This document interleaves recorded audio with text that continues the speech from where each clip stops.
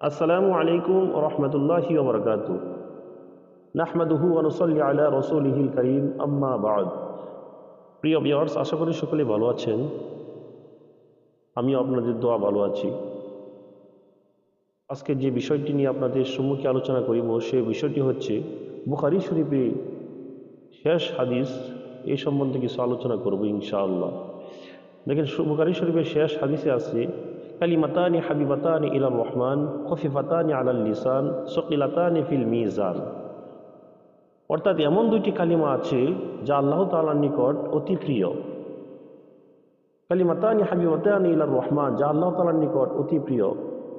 খফিফাতানি আলাল লিসান, এবং উচ্চারণে অতি সহজ। সকিলাতানি ফিল মিজান, এবং মিজানের পাল্লা ইহা অনেক দামি, অনেক ভারী। কালিমা দুটি হচ্ছে সুবহানাল্লাহি ওয়া বিহামদিহি, সুবহানাল্লাহিল আযীম। আবার পড়তেছি কালিমাটি, সুবহানাল্লাহি ওয়া বিহামদিহি, সুবহানাল্লাহিল আযীম। আল্লাহ সুবহানাহু